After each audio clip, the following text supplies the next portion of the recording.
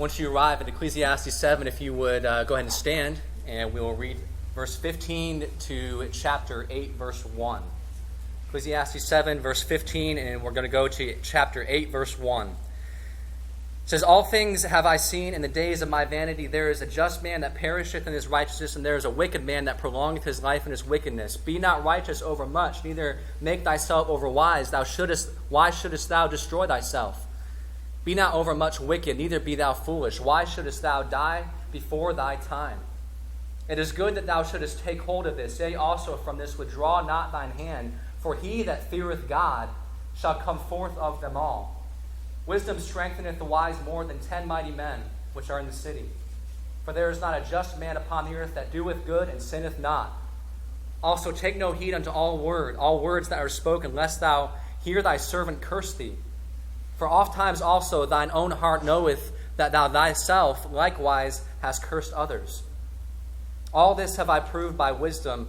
I said, I will be wise, but it was far from me. That which is far off and exceeding deep, who can find it out? I applied mine heart to know and to search and to seek out wisdom and the reason of things, and to know the wickedness of folly, even of foolishness and madness. And I find more bitter than death the woman whose heart is snares and nets, and her hands as bands. Whoso pleaseth God shall escape from her, but the sinner shall be taken by her. Behold, this have I found, saith the preacher, counting one by one to find out the account, which yet my soul seeketh, but I find not. One man among 1,000 have I found, but a woman among all those have I not found. Lo, this only have I found, that God hath made man upright, but they have sought out many invitations or inventions." Chapter 8, verse 1, "Who is as the wise man, and who knoweth the interpretation of a thing? A man's wisdom maketh his face to shine, and the boldness of his face shall be changed." You may be seated. There's a show that came out on TV fairly recently. I'm getting switched out here. Hold on. Just plug it. I can take the other one for you.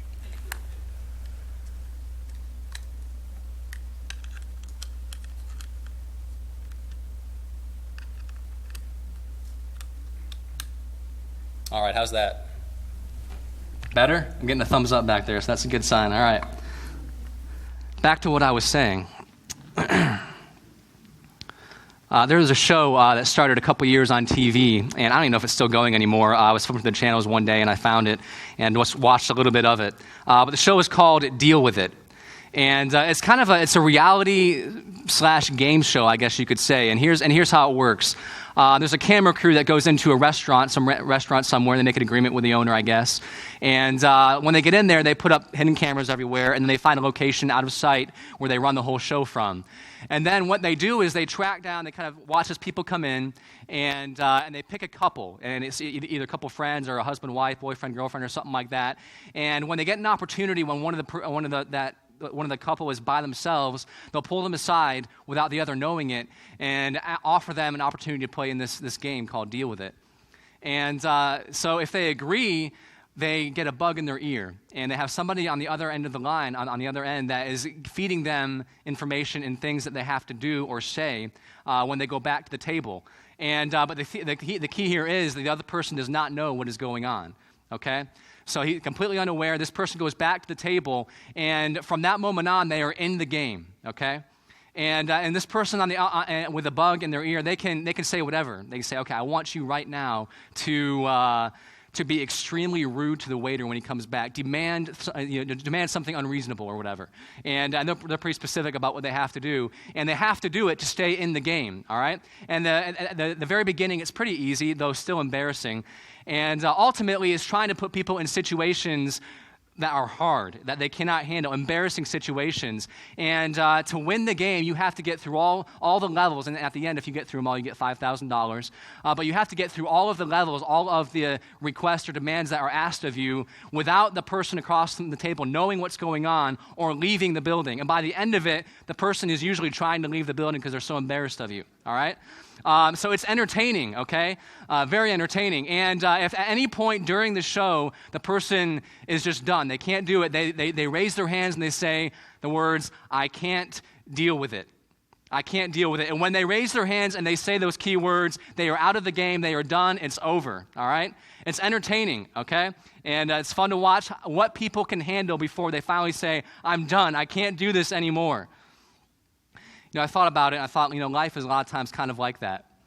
How many of you have been to that point in life, that circumstance in life, that situation, and you finally raise your hands and you say, I just can't deal anymore with this. I've been there several times. Something I think we can all relate to. In the first section of chapter 7 that we discussed last time, discussing the truth about better, we learned that though our trials are hard, there is good that God can bring out of them. The truth about better is that it doesn't always appear better, right? But those trials ought to turn our focus to things eternal, and with great patience and humility, allow those trials to mold us and to make us more like Christ. Here in the latter portion of chapter 7, Solomon's thoughts now progress in the remainder to talk about some disparities, some inconsistencies that he finds in life as he examines people and life in general. And as you read, you almost get the sense of frustration in his tone, okay? As he tries to figure out why the realities of life don't always seem to match up. They're not always fair. The title of my message is Deal with It. Deal with it. A life defined by humility, strength, and righteousness. And as we go through verses 15 through to chapter 8, verse 1, we are going to see three keys that will help us as believers better understand how we ought to deal, how we can deal with the disparities, with the troubling things, the unfair things that approach us in life, that we experience in life. Verses 15 through 18 say this: All things have I seen in the days of my vanity. There is a just man that perisheth in his righteousness, and there is a wicked man that prolongeth his life in his wickedness. Be not righteous over much, neither make thyself over wise. Why shouldest thou destroy thyself? Be not over much wicked, neither be thou foolish. Why shouldest thou die before thy time?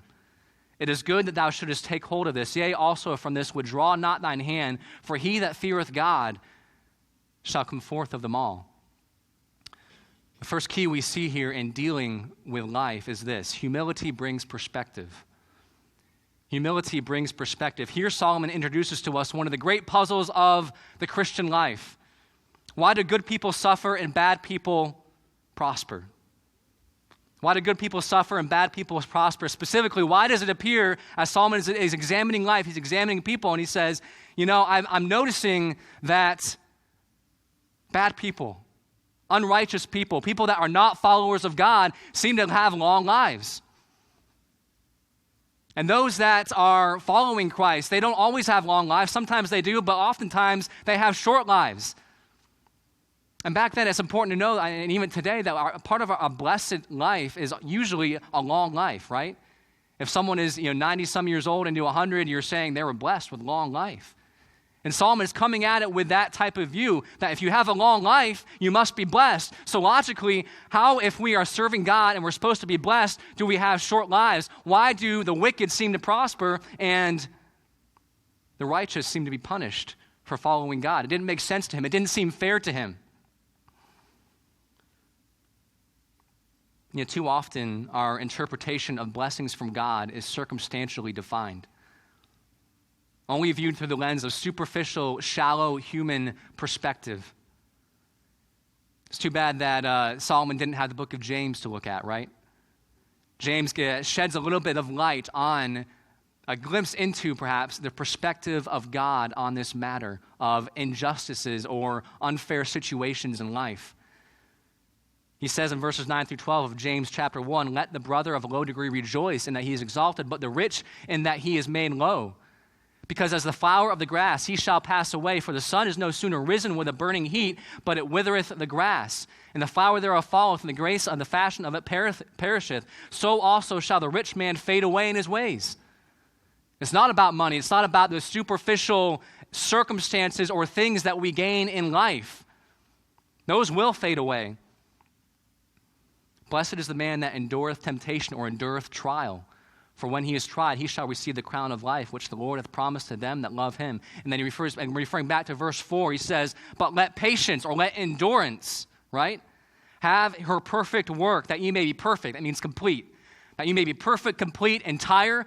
That means mature, okay? made whole, wanting nothing.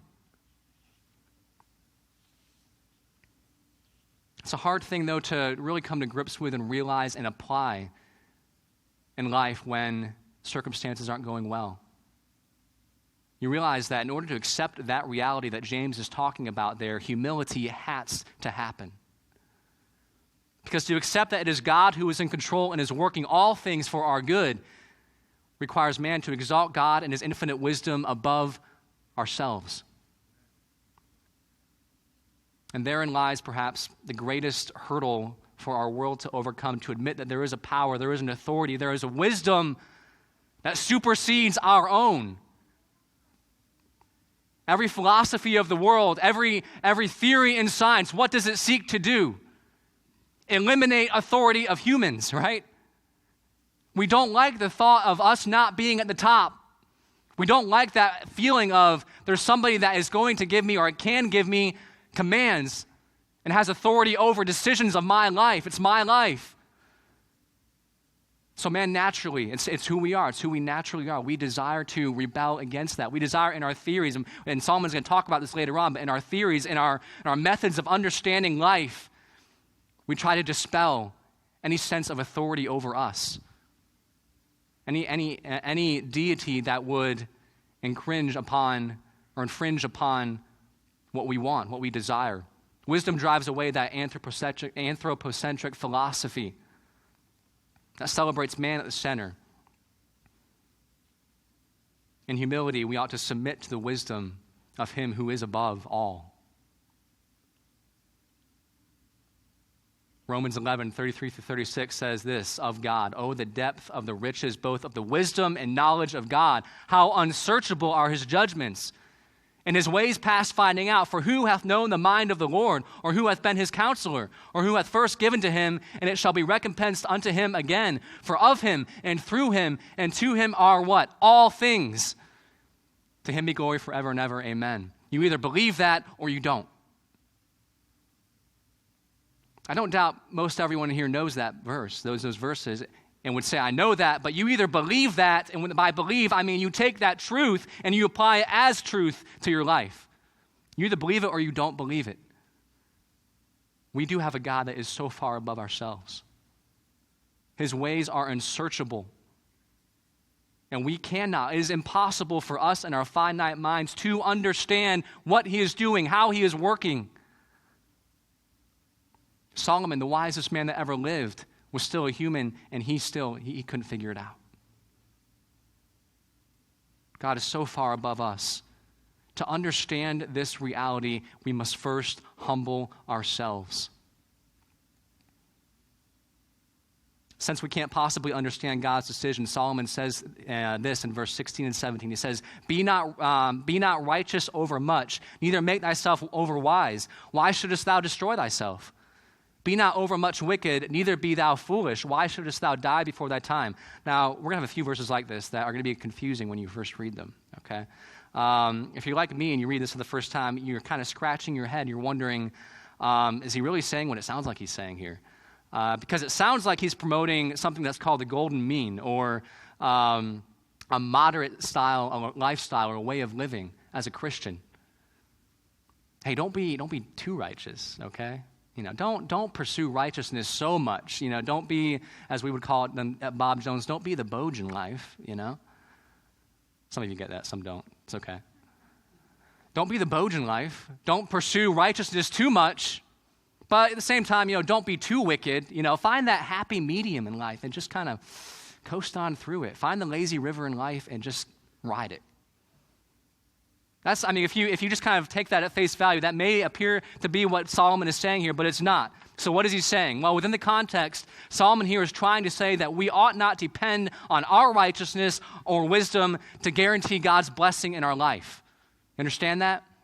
What does that mean? That means that when we are in maybe a selfishly motivated portion of our life, we are trying to please God.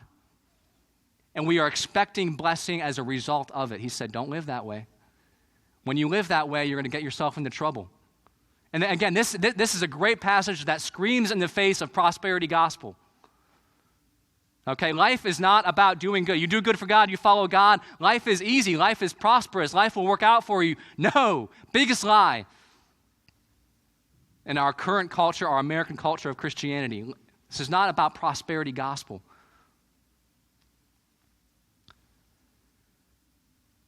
How often, though, do we do this? Oh, God, I have been supremely righteous today in my actions. In fact, I've had a very, very good week.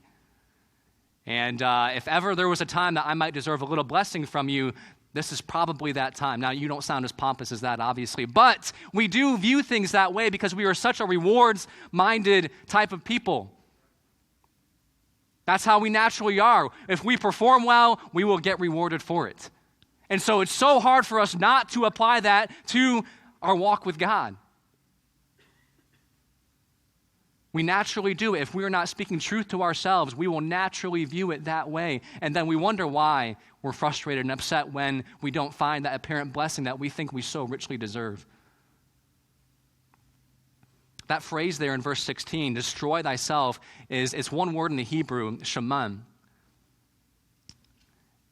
And if you turn over to Daniel 8:27, don't do it right now, but if you were to turn over to Daniel 8:27, you would find that exact same Hebrew word there translated as appalled. And that that sheds a little bit of light on the passage here in Ecclesiastes.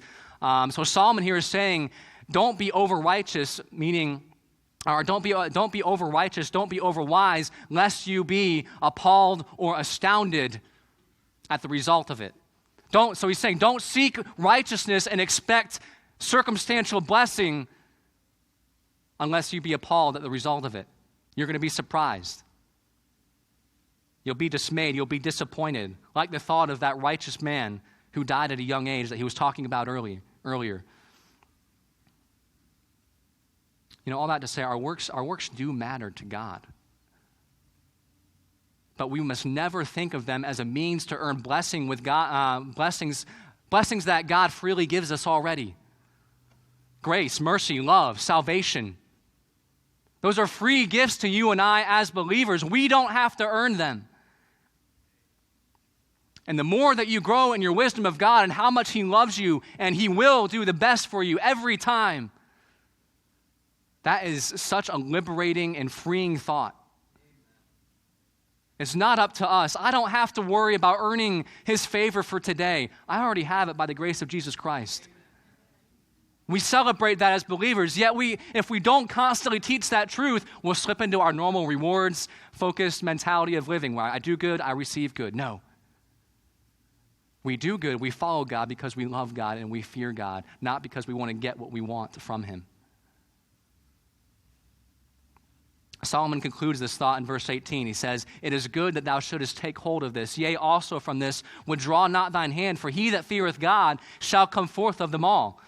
It's important here to note that Solomon is not advocating for some kind of half-hearted approach to righteous living. Though, as he will mention in a moment here, ultimate, complete righteousness for us as humans is not fully attainable yet. His encouragement here was, don't be wicked and foolish and mess your life up but be holy and wise in your actions. But at the same time, remember verse 16, you are a finite sinner who can't control God or even understand what His purposes are all the time. And that last portion of verse 18 makes so much sense within the context of wisdom. He that feareth God shall come forth of them all, or shall come forth with both of them.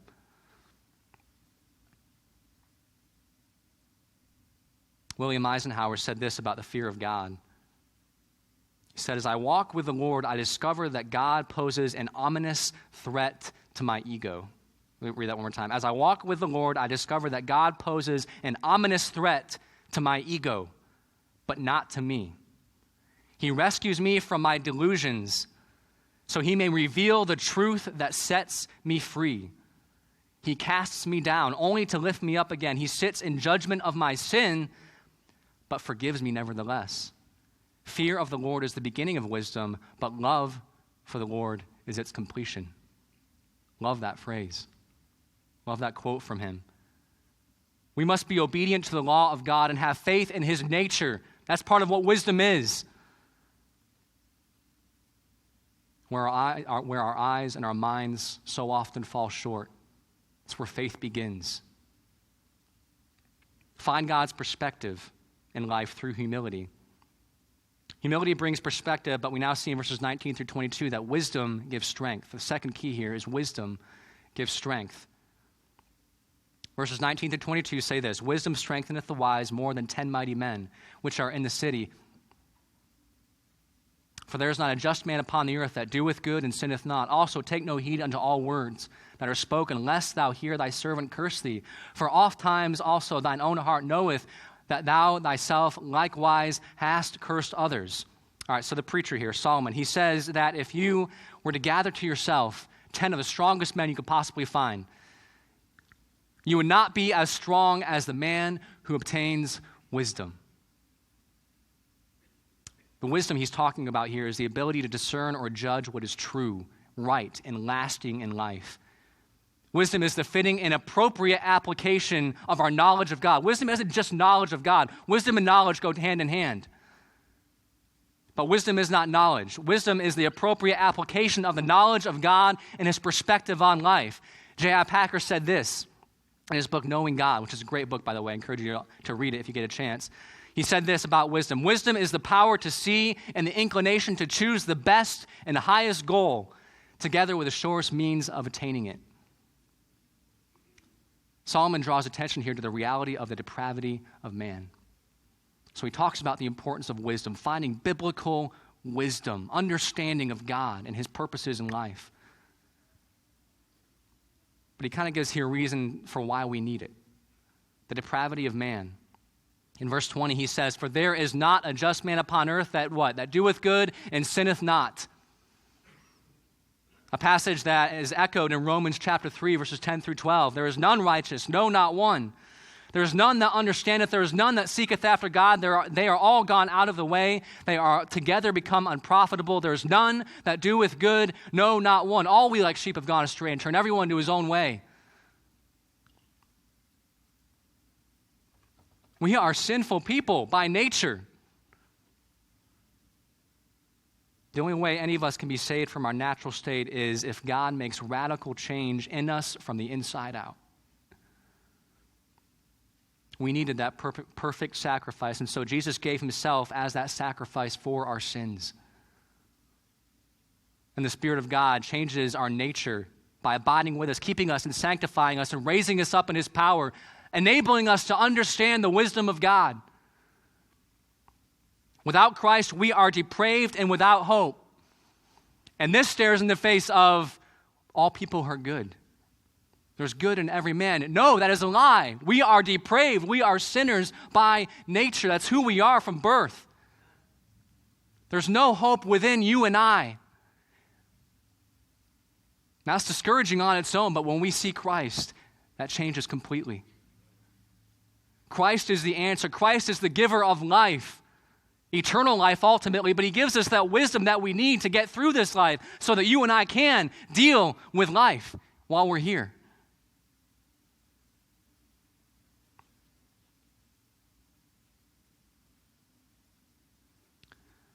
When we live in a world full of 100% completely depraved people seeking their own interests at almost every turn, do you think life will get hard from time to time? Absolutely. In fact, Solomon gives us an example. In verses 21 and 22, he says, "Also take no heed unto all the words that are spoken, lest thou hear thy servant curse thee. For oft times also thine own heart knoweth that thou thyself likewise hast cursed others." What is he saying? He says, don't listen too hard to what people say about you. Because of the depravity of man, chances are you will hear them tearing you down with their words. And this is certainly a reality of life, isn't it? Yes, unfortunately, even here in the church. Believe it or not, people in this room have participated in gossip and slander. Maybe even about you, and you think, in the church, Christians? Yeah. We are still sinners, aren't we? We still fail in this. Because of the selfish, arrogant, prideful nature of man, everyone here has fallen victim to the intentional or unintentional hurtful words of another. You know, even us pastors experience those stinging words from time to time. And maybe you have from time to time. It's not fun, is it? People are hard in life. People are really what make life hard in general.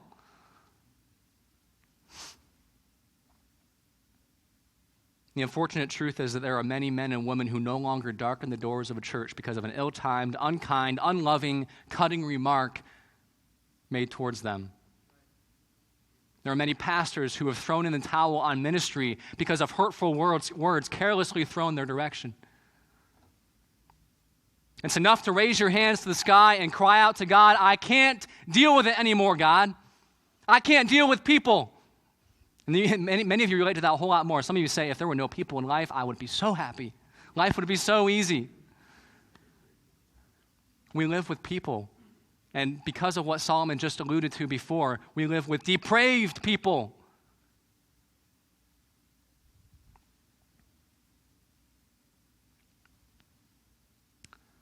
Solomon here gives the solution to dealing with these depraved people.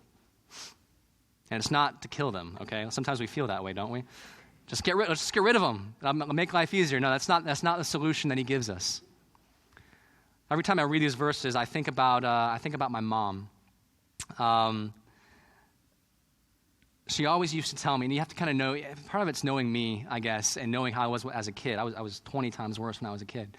I was the only boy of 3 sisters, and I loved to tease and joke and mess around and make life just miserable for my sisters. I would dish it out all day long, but as a kid, I had a hard time taking it. So I would dish it, and then anytime someone did something to me, I'd get hurt real quick, you know. And my mom would always have to say to me, Josh, don't take yourself so seriously. I can't tell you how many times she had to tell me that. And I've learned from it, and I've hopefully grown in that. And you have to know who I am. I read this article one time about different stages of humor that kids are in as they grow up and as they develop. And I don't remember which stage it was. I think it might be your junior high years when they figure out sarcasm. And it's the coolest thing ever. Sarcasm is awesome. It's a new twist on humor, and so they use it nonstop. I am so stuck as a junior higher in the sarcasm humor stage, all right? That's me, all the way.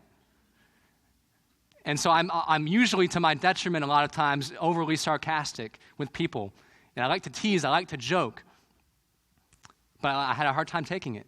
My mom had to teach me and tell me, Josh, you have to learn to not take yourself so seriously.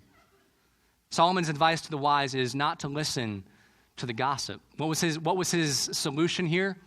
Ultimately, his solution is this: deal with it. Deal with it. That is life. However, he says his advice here to the wise is not to listen to the gossip people say about you, because you know in your heart you have said unkind things of others as well, haven't we? Who here is not guilty of the same at some point in life? Let's be honest. If you get upset when people talk about you, then you're holding them to a higher standard than you hold yourself, unless you are just somehow perfect in this area, which if you think you are, you're also a liar now. Which one of us is above that? Don't take yourself so seriously. Humble yourself. Know that I do the same. Have compassion, have humility, but don't take it too seriously. But in case any of you think that you're getting off the hook, those of you that are the gossipers and the slanderers, oh, good, I can just keep doing it, and it's their responsibility to be cool with it. No. All right, so let me draw your attention here to Proverbs. The same author, Solomon, wrote this, Proverbs 10:18. He said, he who spreads slander is a fool. It's the ultimate insult in the Bible. You're a fool if you spread slander, all right? So you're not off the hook. Slander, gossip, tearing down of others has no place in the life of a believer. It is sin and should be treated as such, rooted up and cast out. For those of you who are so easily burdened by what people think of you and what people say of you, can I encourage you to take the wisdom here of Solomon? Learn to take those words with a grain of salt, remembering that you are in good company. As Christ was so scorned and mocked, find strength to deal with the trials of life, the trials that people in particular bring you through an eternal perspective in God's wisdom. Find strength in wisdom. in this final section here, Solomon warns us of the danger of foolishness. The final key here we see in being able to deal with life is that wickedness brings destruction. Wickedness brings destruction. Verses 23 and 24 say this, "All this have I proved by wisdom. I said, I will be wise, but it was far from me. That which is far off and exceeding deep, who can find it out?" Here in these verses, Solomon discovers that he could not discover all things. Although he sought after wisdom with much, much diligence, and you can tell it, he's trying to flesh it out in his book here in Ecclesiastes. He's seeking it with all diligence. He recognized that true wisdom was still so far beyond even him. He continues in verse 25 by writing, "I applied mine heart to know and to search and to seek out wisdom and the reason of things and to know the wickedness of folly, even of foolishness and madness." He says, I applied mine heart to know, or I directed my thoughts towards these things. I turned my heart to better understand. We would say it like this, I tried to wrap my mind around it. You know, you're trying to figure something out, and you say it this way, I try to wrap my mind around this, and I couldn't do it. That's what he's saying. I'm trying to wrap my mind around this life thing and people and how this all fits together, and I just can't do it. He was searching, trying to figure out the intricacies of wisdom and folly. You know, God has put a desire in each of our hearts to know, hasn't he? That's one of the universal truths of when you witness to somebody, you talk to somebody, everybody is searching in some way. There's a God-given desire there to know truth, to figure out truth in this life. And so we drive ourselves, we push ourselves, the world pushes themselves to figure out what truth is, and we all have our theories. Solomon's going to talk about that in a little bit here. We all desire to know truth, but Solomon, even with his received gift of wisdom, realized it was beyond his current fallen state, beyond his fallen ability as a man. But even in spite of this, he says a moment here of something that he has found out, he has figured out. Solomon's searching was not in complete vain. What did he learn? Verse 26, he says, I found more bitter than death a woman whose heart is snares and nets and her hands as bands. Whoso pleaseth God shall escape from her, but the sinner shall be taken by her. All right, so who is this woman that he's talking about here? This is though he's having a hard time figuring out wisdom, this is what he's figured out, at least this far. Who is this woman that he is talking about? Some commentators believe he's speaking about an actual adulterer. And so then this would apply as avoiding sexual sin, and that's the specific application of it. But when you compare it with the writings, other writings of Solomon, and within the context, like chapters of Proverbs, like 1 through 6, it makes more sense to interpret this lady here that he's talking about as a personification of wickedness or folly, general folly in life.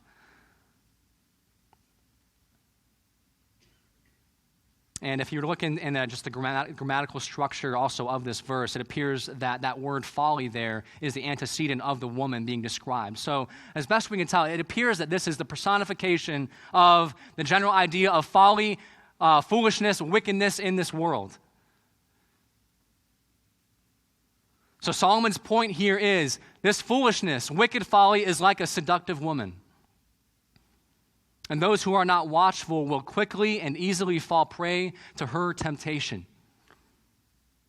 She is a fate, he says, far worse than even death. A snare, a trap that will confine and chain a person down. So how do we escape the snare of folly and sin in this world? He says, whoso pleases God shall escape her. So God is our answer. The only way that we escape the snares, the traps that this world, that Lady Folly leaves for us is by following God, pleasing God. Does that sound familiar at all? Maybe back in chapter 2 of Ecclesiastes, verse 26. Said this, for God giveth to a man that is good in his sight wisdom and knowledge and joy, but to the sinner he giveth travail, to gather and to heap up, that he may give to him that is good before God. This also is vanity and vexation of spirit. The admonition is, be wise and avoid being trapped by her in this life. Be careful the company you keep. Be cautious about what you watch, what you listen to, where you go. She is, he says, deceptive. This is not straightforward in front of your face. Hey, I'm sin, follow me. No, she's deceptive. She's a trickster that will lead you to destruction. And teens in particular, I'm burdened for so many of you that you not trivialize what you're involved in right now. Anybody, this applies to anybody. We trivialize it. We get on the edge, we mess with sin, and we say, I know when I'm sinning. I know when I've stepped over the line. No. Wickedness, folly, it's deceptive. It's a trap that you are going to fall so quickly into, and one day you will wake up and say, where did I come from? How did I get here? If we are not watchful, if we're not smart and wise, if we are not walking so closely with God, understanding the dangers of the world, understanding the dangers of sin and how quickly and easily we are sucked in, then we will be sucked in. Don't trivialize sin. Don't trivialize opportunities to sin is maybe a better way to say it. What situations do you put yourself in? What things do you watch that are on the edge but not quite there? Hey, I'm okay. I'm not there, right? No. She's deceptive and laying traps for you, and you will fall if you are not walking so closely to God and seeking his wisdom.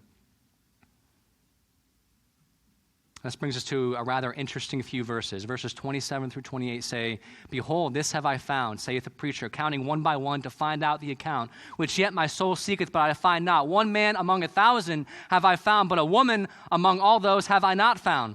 Now, these seem to be kind of rather ambiguous and unclear pair of verses here. There's some confusion on what exactly Solomon is saying, mainly because he does not talk about or define directly the man that he is talking about there in verse 28. Some have said, some commentators think that he's alluding to the truth that no man is as righteous as he was intended to be before the fall of man.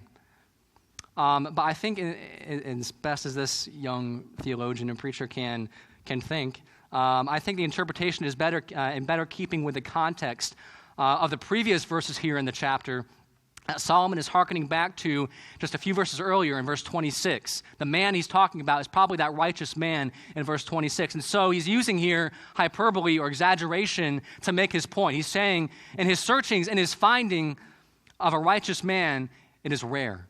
In fact, it is 1 in 1,000 that he finds a righteous man. And that interpretation also makes sense with the last portion of the verse where he says that he couldn't find any righteous women. That was a joke. Okay. I want to see it. I was waiting for evil stares to come at me.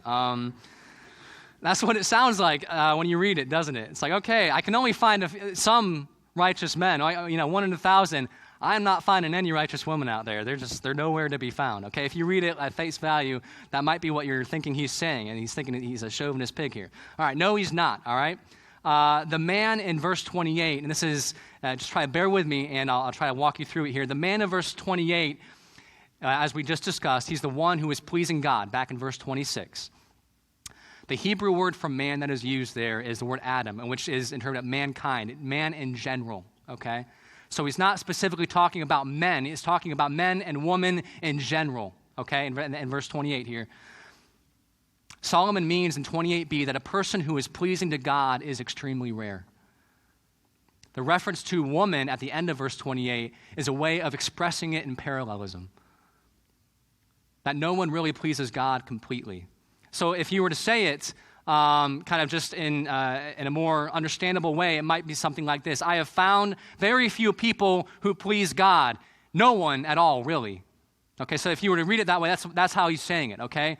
I find so few, in fact, really, I don't find any that are fully 100% pleasing or righteous unto God, okay? So that's what Solomon is trying to say here. I have found very few people who please God, no one at all, really. Solomon then verifies this interpretation here in verse 29. He says, "Lo, this only have I found, that God hath made man," Adam, that's one, again, that word, all mankind, not just men. I have made man, all mankind, upright, but they have sought out many inventions. Solomon here was drawing attention to the truth that God created man upright, perfect, capable of morally right decisions, but man rebelled and turned to the pursuit of their own gains. Our natural bent, as we looked at earlier, is sin, is it not? In pursuit of self-gratification, even in our morally right actions, our kindnesses, our seeming kindnesses, are still oftentimes selfishly motivated. We're about us. We're about me. And the older I get, the more I realize, wow, even the good things I thought I was doing as a kid, I was actually doing them for my personal gain in some way.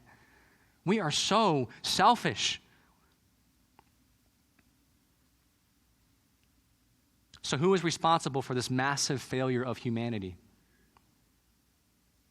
And when you're witnessing to somebody, oftentimes they'll say, I don't want to serve a God that allowed all this to happen. And they want to blame God. It's easy to shift the blame to God. It wasn't God's fault.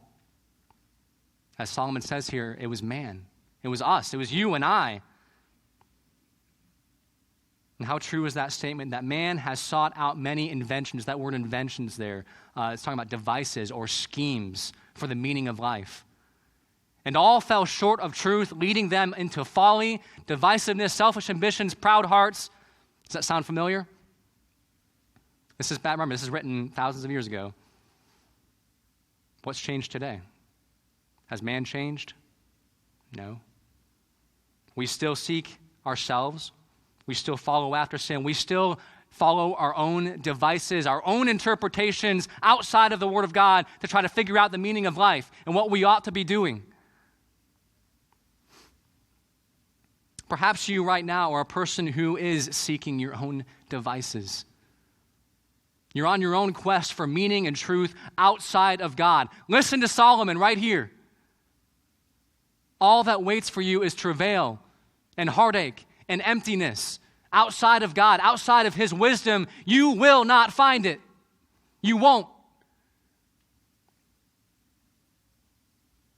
And how many young people, when they graduate or when they're close to graduating and they're figuring themselves out, they're trying to figure out meaning, and they're desperately wanting to feel like they fit in somewhere.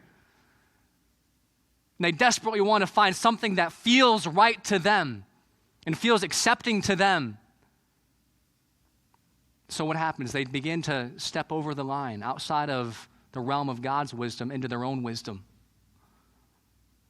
And as Solomon says, they leave it to their own devices to figure out life. It's destruction. Young people, teens, college age, you will not find it that way. Some of you so desperately want meaning and want to feel that acceptance. It won't happen in this world. And there are so many people that would say the same, that have lived that road and have tried it and have come up with what Solomon is teaching here in his book in Ecclesiastes.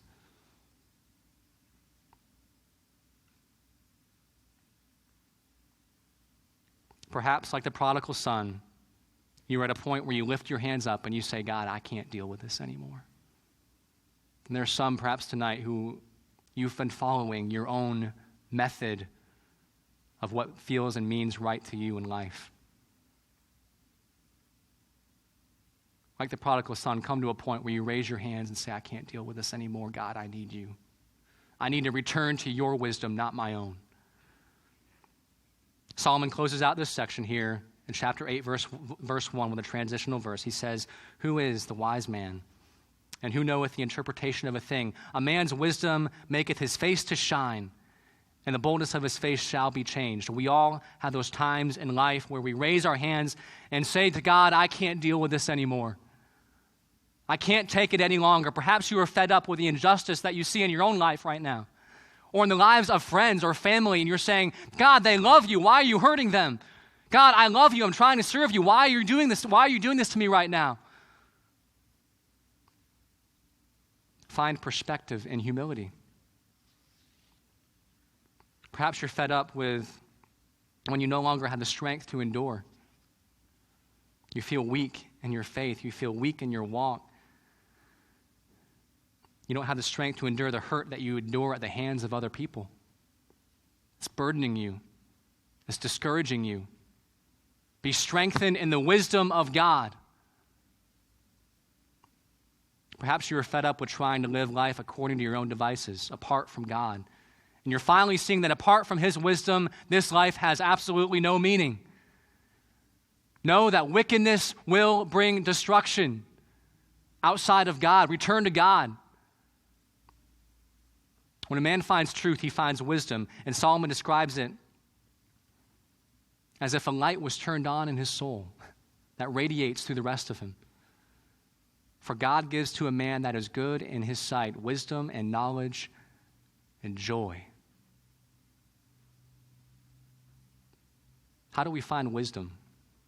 I talk about it a lot tonight, haven't I? Or this morning, haven't I? Right here. How do I find wisdom, Pastor Josh? It's here. The primary way is by reading and heeding God's word, knowing who he is. And as you know him more and you grow in your fear and your love for him and your desire to obey him and follow him, that is wisdom. That's what wisdom looks like. May we be seekers of it and experience that moment of stepping out of darkness into his glorious light, so that we can say as we walk through this not easy life, it's not an easy life, but we do that so that we can walk through this life and say, I can deal with it by the grace of God as I stay inside his wisdom, his interpretation of meaning. Would you bow your heads?